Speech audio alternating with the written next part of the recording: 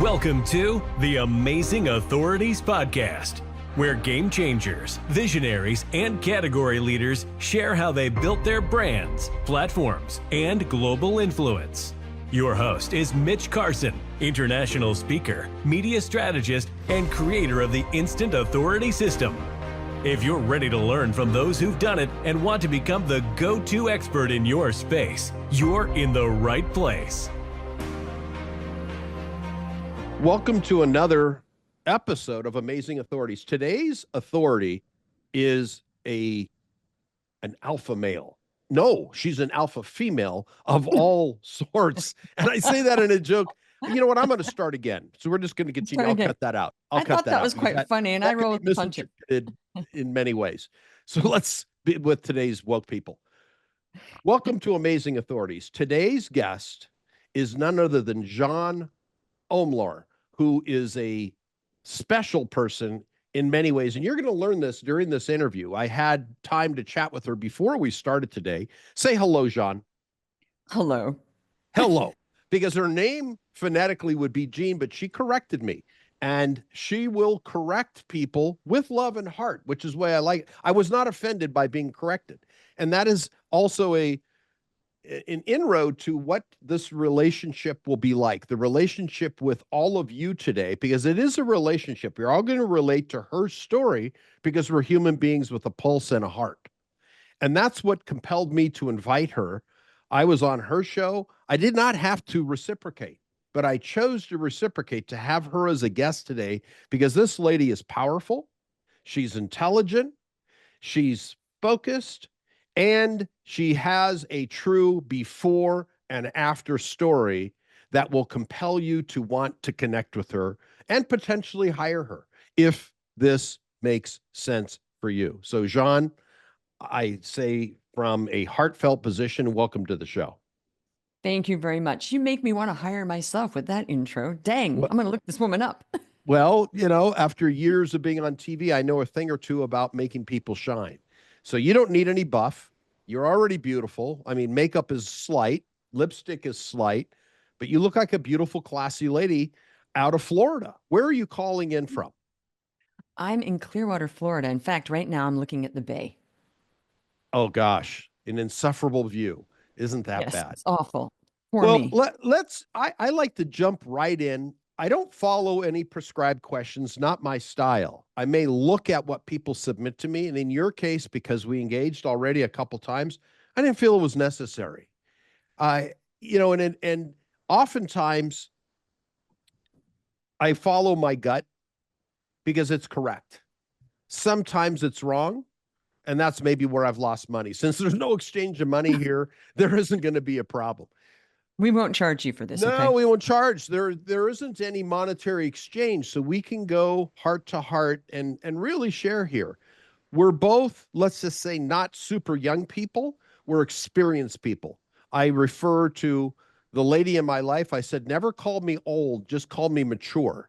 I am older, and maturity goes with it because of life experience. What have you learned in business? This is not a submitted question, but what have you learned in business? Distill it down to today of what you maybe thought was true when you were 30 and now being slightly older than that. What have you learned that has changed? I've learned that the way that we have sold for maybe hundreds of years is all wrong. And that my idea of a business and marketing and sales, it was something that was this general idea because I had a bad feeling about people that sell and market, and it used to make me feel nauseous. And what I've understood is it doesn't have to be that way, that you can serve with heart, and people that buy from you can actually love you because you're doing a good job, and that you shouldn't have to feel guilty because you are offering something and getting money in exchange. So there's all of that.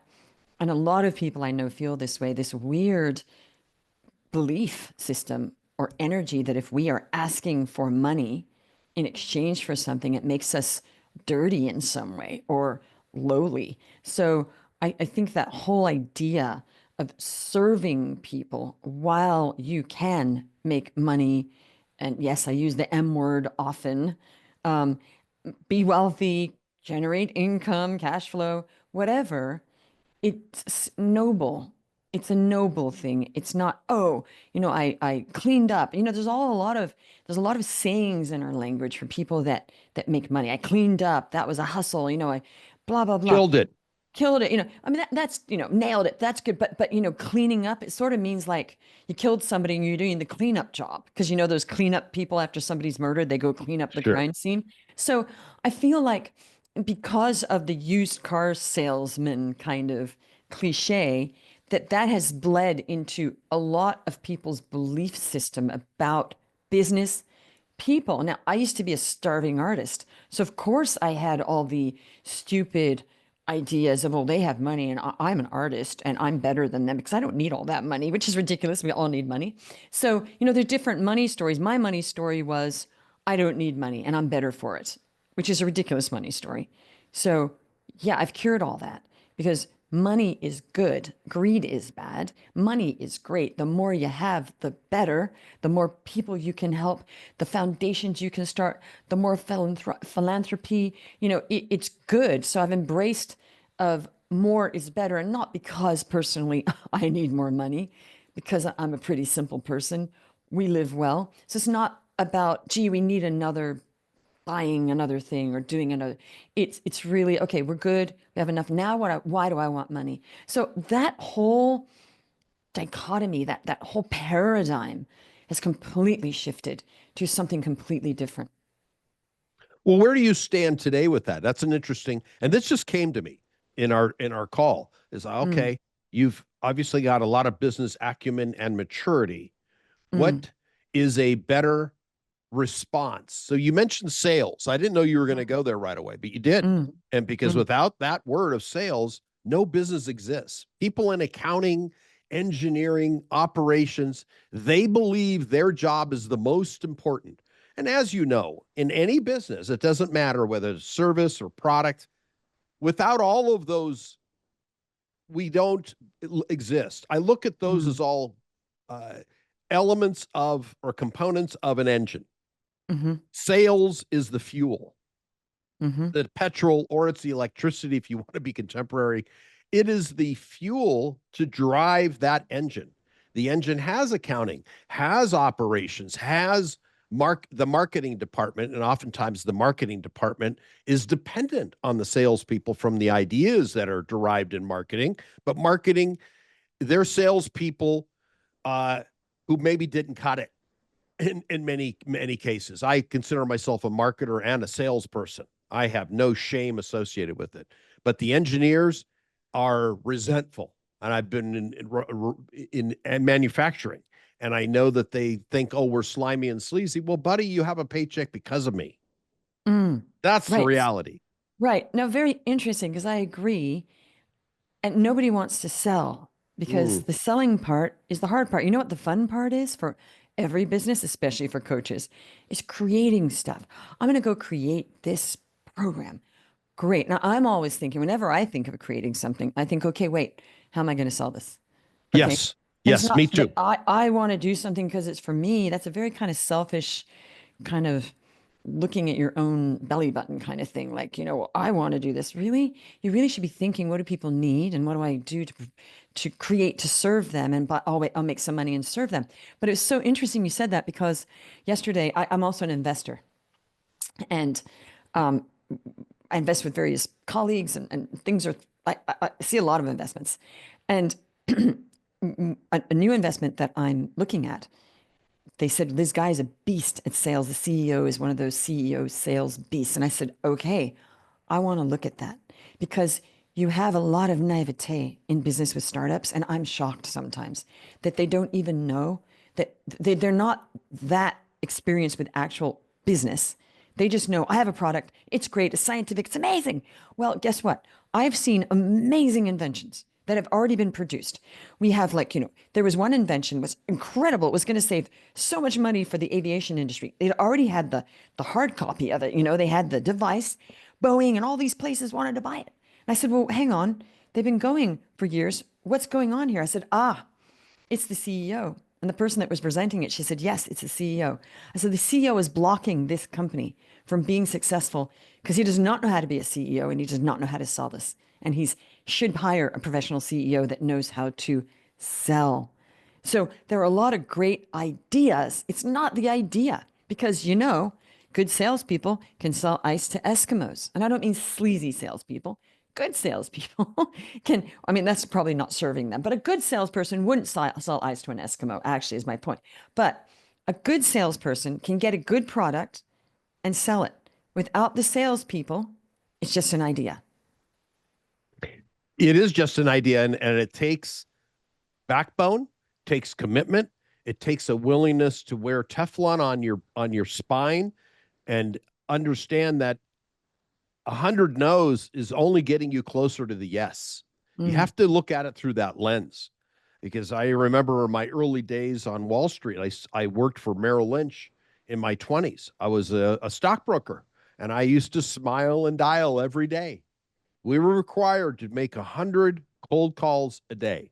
Now, here's what it did. It built a tough skin and taught me how to sell. You get to the bottom line quickly. If someone has a pulse, great. If they don't, discard. You move on. It's not a no. It's just getting you closer to the yeses. No, that's sales. I worked for Wall Street. I was a top executive recruiter, and I didn't ever hire any brokers. But I know at one point, I think my boss said, I know you don't do this because I was doing more investment bankers, analysts, portfolio managers, mainly investment bankers. He said, I know this is not really what you do, but they want us to hire like a ton of brokers. I said, oh, really? He said, could you call them? And I was like, oh my gosh. I remember I couldn't get through to them because they were on the phone. I said, it's going to be really hard. I said, because these guys make 100 calls a day. He said, I know. We have to get in between those calls. So I saw that, and there were yes, whoa, and I saw the stress and the volume that I was trying to get through to. Make sense? So I get it. You got a very good training for not caring what people say or think when you call them. Well, it prepared me from doing one-to-one selling to one-to-many, and then I shortly thereafter, I only did that for 2 years, but it taught me how to be tough. But then I understood the world of professional speaking. When that opened up, and you're in Clearwater, Florida, I used to sell on Home Shopping Network in the 90s. I did that for 3 years, selling 1 to 5 million. And that was a big audience, and it's all about the numbers. It's like if you're doing a pitch, why not pitch many versus one-to-one? I mean, unless you're going after a high-ticket offer and you have to.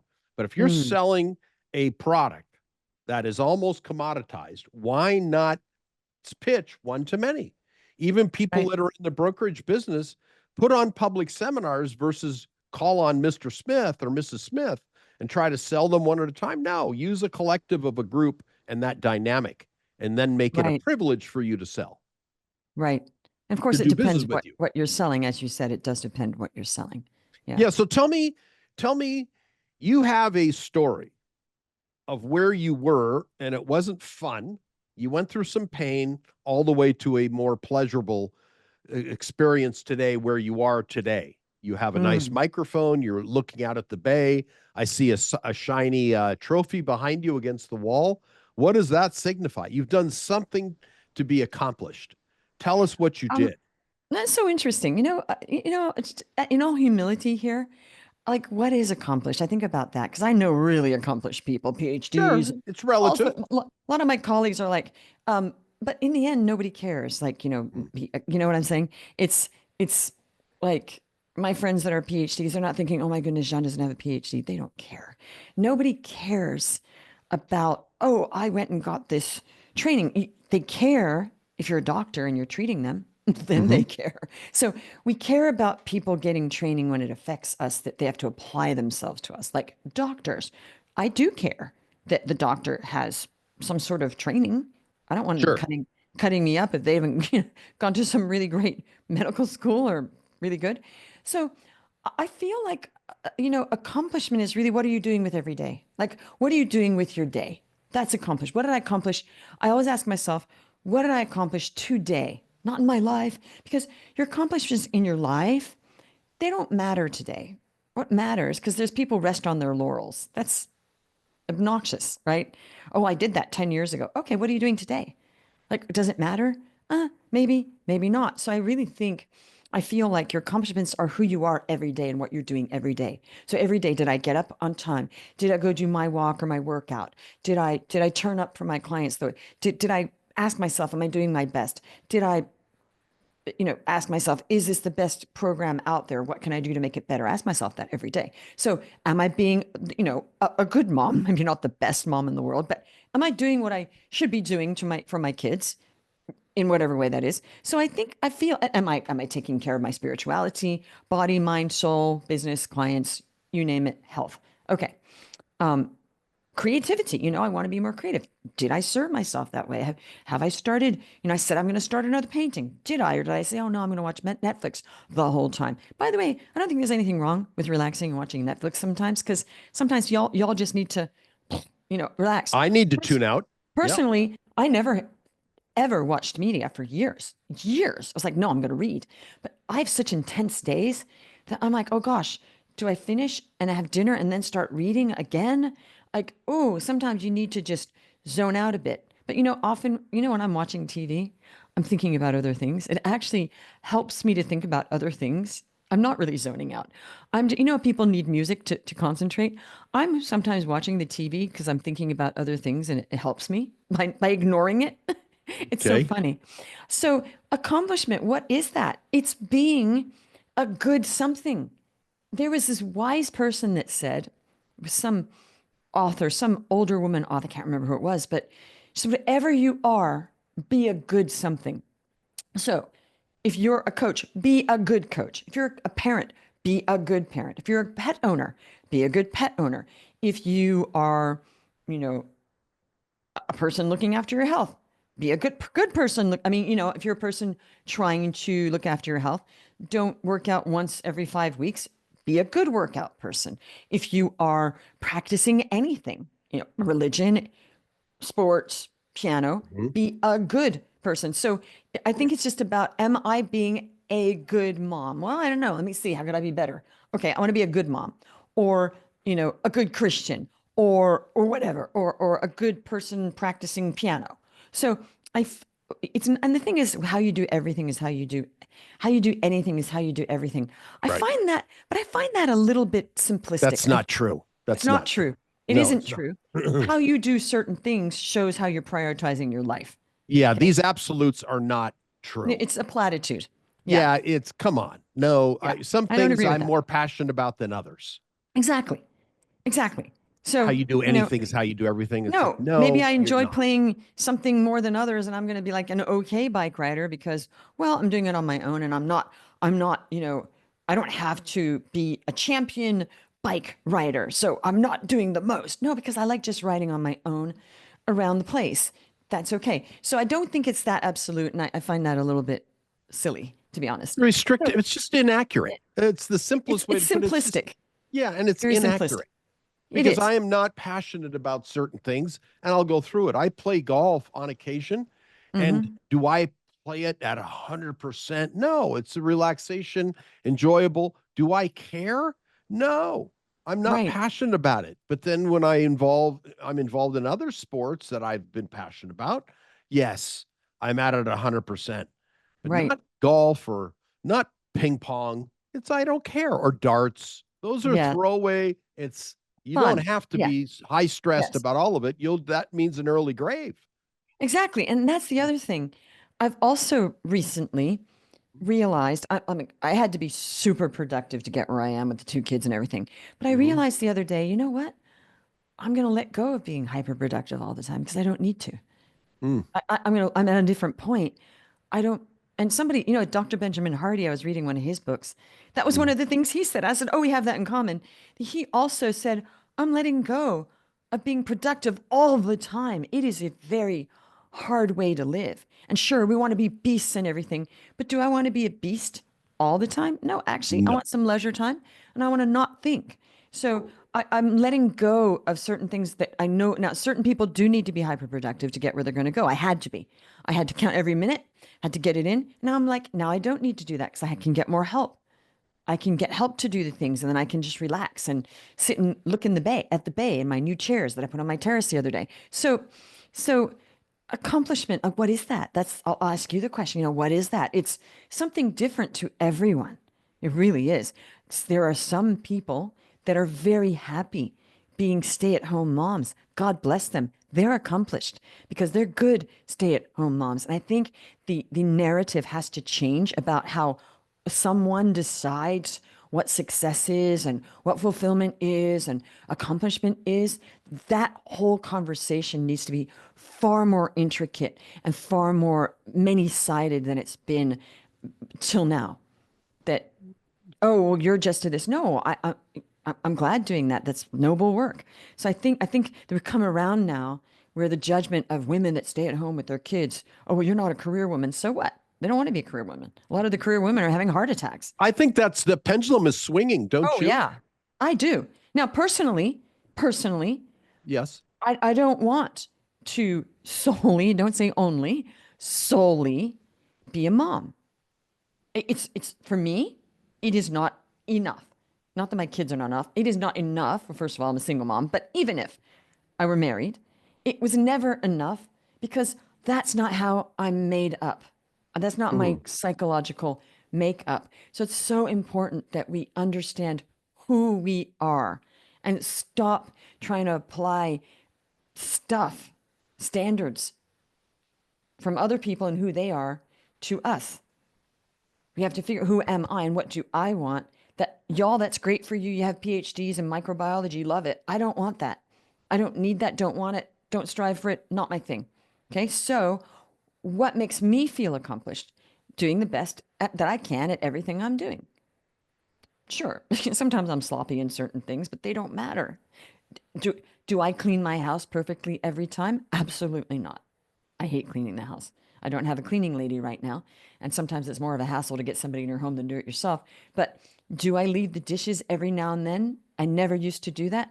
I started doing that because I can. Because I can. And I'm trying to practice just letting things go a bit. That's an interesting topic, and I want to dig on this. It may seem minor, yet it also leads to other areas. I make sure my bed is made every day. There are Me too. rituals I follow to the letter, and I don't make exceptions because I believe it helps set the rudder of my day in place. Another thing is I make sure that my bathroom, after I use it, is clean. I squeegee the shower. When I shave, the grit is removed. It's wiped out. The toilet is clean after I use it. And all of these things are little things, but little hinges swing big doors. I agree. That's the tone of the day. So I do follow those small rituals. There are no dirty dishes in my sink ever. I don't do that. And I hand wash. I don't use enough. I'm cleaner than a dishwasher. Okay. Well, we hand wash and then we put in the dishwasher. This is the thing. I'm a bed maker too. I don't feel right. That bed has to be made. The bathroom, and I never, ever, ever left a dish in the sink overnight. However, at Christmas, my daughter was the one doing the dishes. We, bloated. And she said, Mom, can I do the dishes tomorrow? I said, absolutely. Like, why do we have to do them now? Right. But then I thought, wait a minute. Sometimes at night, I don't feel like doing the dishes. So I'm just going to leave them till tomorrow morning. And it's not like the whole house has gone to pot. But that to me was actually like a good thing that I'm not so anal about everything, that's okay. To let things go sometimes is healthy, I believe. I'm not saying your house should be a mess because a messy house drives me crazy. I'm also very minimal. I don't like clutter at all. And I get really, but that was like, you know what? I'm going to practice not letting little tiny things drive me nuts. So there's dishes in the sink. It's not going to kill me. I'll do them tomorrow morning. It's not going to kill you, but see, I live alone and it bothers me. Of course. And I have to only answer to me. So this is me. Yeah. No, it bothered me before. But what I'm saying is I feel it's a good practice to not have every single thing bother you in life, because then you become, that's a known thing that people that have never been married, never had kids, blah, blah, blah, blah, they're very, very, very particular. And a lot of little things. And they can't stand, people say this, Oh, I can't cope unless I've had 3 cups of coffee in the morning. That's Baloney. not good. Or I can't cope if I haven't had blah, blah, blah. The more, this was in a book by, what was it called? How to Get Whatever You Want in Life by that famous woman from the 20s. And in the book, she said, watch out that you don't have too many of these rules. Like, I can't do this. I can't. She said, because it was an old book, old maids say this. That's what she said, because they called them old maids. And I thought that's true. If you can't survive unless you have your coffee, or I just can't do without this. She said, the more of those rules you put in your life, the more rigid you become. So Sure. after I read that, I thought, okay, I'm going to leave the dishes because I am somebody that can stand the dishes being there overnight. Does that make sense? Oh, it does. And whatever is within your comfort level. Right. I think when Right. people clean just because guests are coming over, it's something different. Like I That's said, different. I do have people come over to visit on occasion, but my house will always look the same.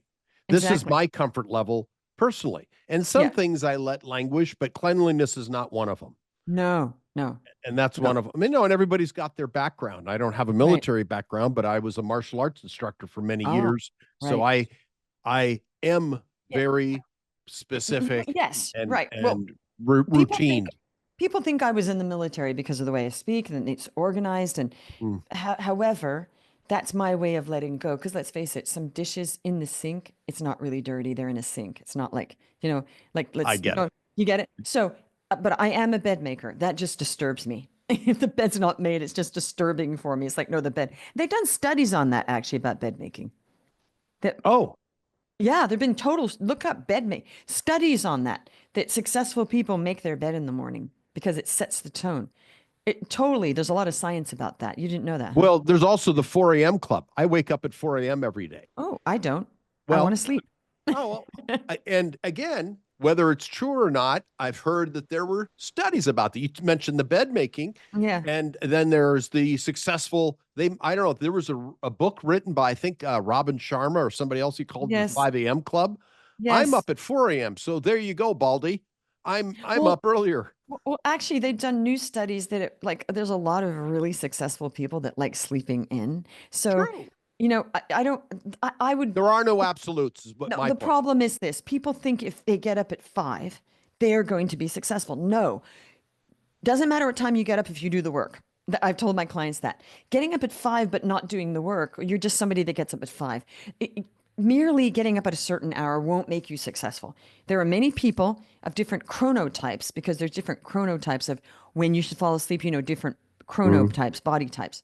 And some people for adrenal problems shouldn't be getting up at 4. They should be sleeping later. Okay. I'm not a 4 o'clocker. I never felt good when I did the 5 a.m. I felt sick all the time. And it Then it turns out wasn't for you. it wasn't for I, me. I'm. So, We're in so my agreement. point is you can still be successful. Figure out when you're waking up, and it's not about what time you get up. It's about how you feel. Got Yeah. it. So you're a 4 o'clocker. That's good. You have a different chronotype. Well, Yeah. it's something I've gotten in the pattern of doing it.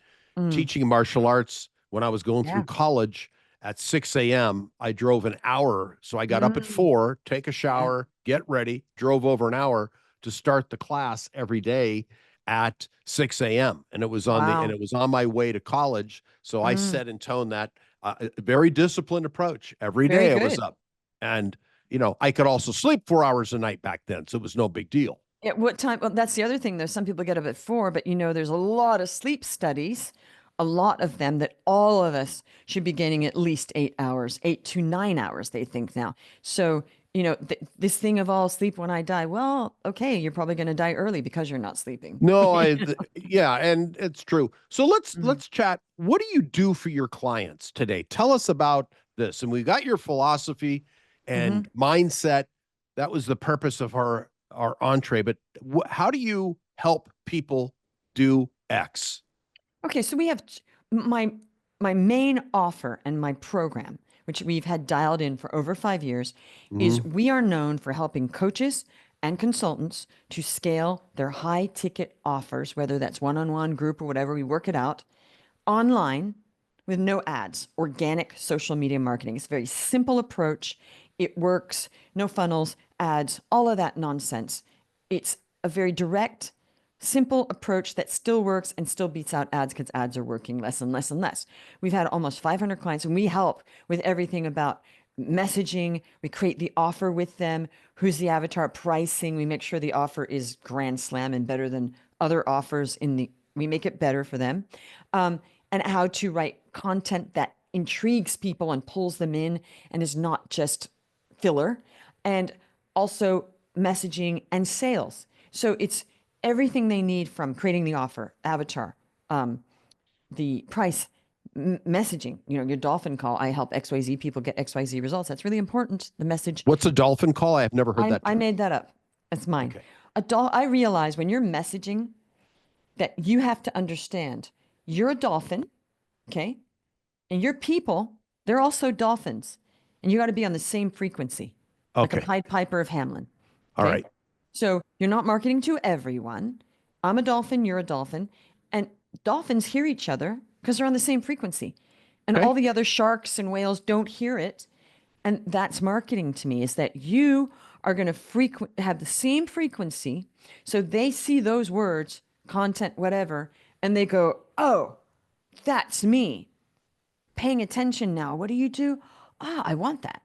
So when we ignore all the noise that is the non-dolphin frequency, that just gets people clear on their messaging. So we help. Before this call, I watched a 30-second. I was at a stoplight driving back home. I had to go out this morning.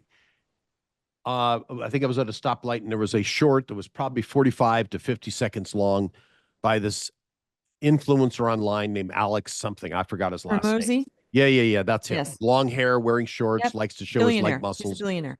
Yeah. Well, okay.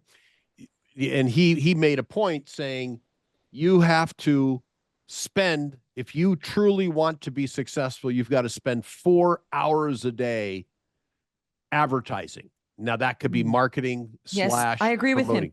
Okay. Yes. I agree with the 4 hours. You have to spend 4 hours promoting in some way. Every day. And I would say Gary Vee is like that also. It's heavy promotion in front of a camera. Yeah, but it's also, that can also be one-on-one behind the scenes. Okay, that's reach out.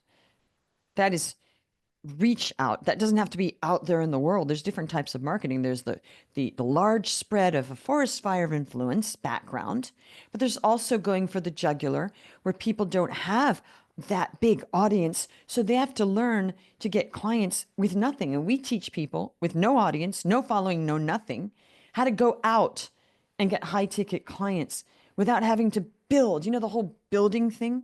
Well, it takes a while to build. We're the answer because we cut through all that and say, you have no audience, no problem.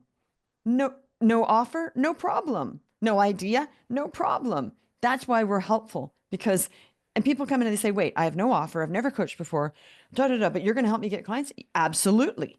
And we do it every time. They just have to do the work. That's all. But we all know you have to do the work, right? You have to do the work, folks. There's no magic. We are pretty magical, but let's be real. We can't just fairy dust all over the head and, you're a millionaire, because that's not reasonable. Okay. So, it annoys me that there's advertising like that people are, just work with us and you're going to make $1 million. Don't do anything. Really?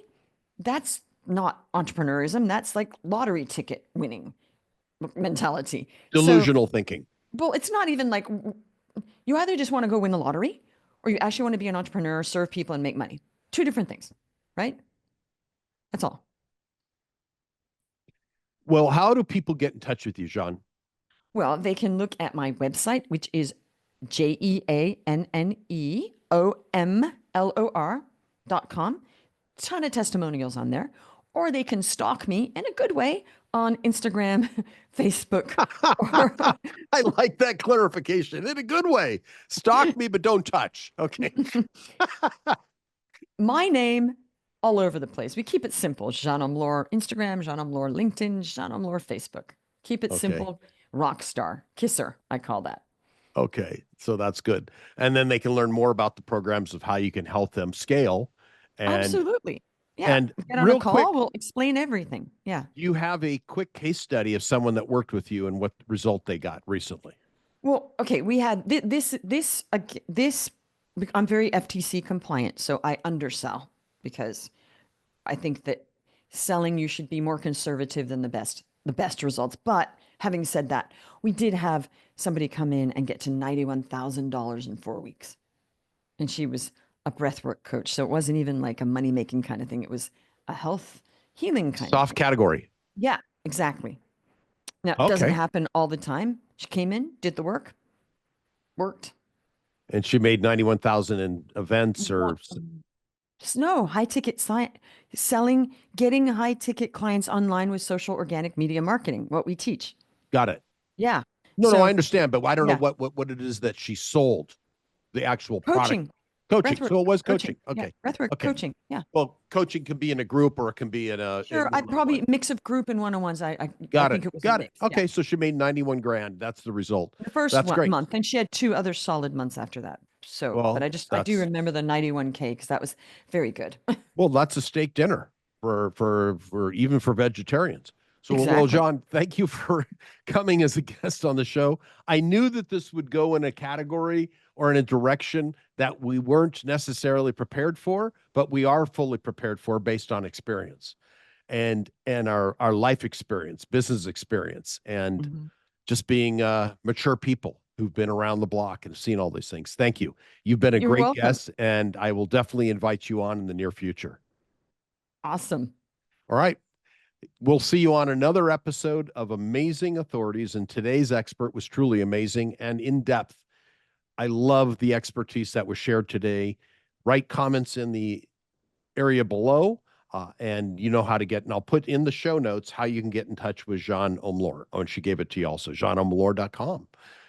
See you next time. Thanks for tuning in to the Amazing Authorities Podcast. If today's episode inspired you, take a moment to subscribe, rate, and leave a review. It helps more experts like you rise to the top. For behind-the-scenes access and free resources to boost your authority, head to MitchCarson.com.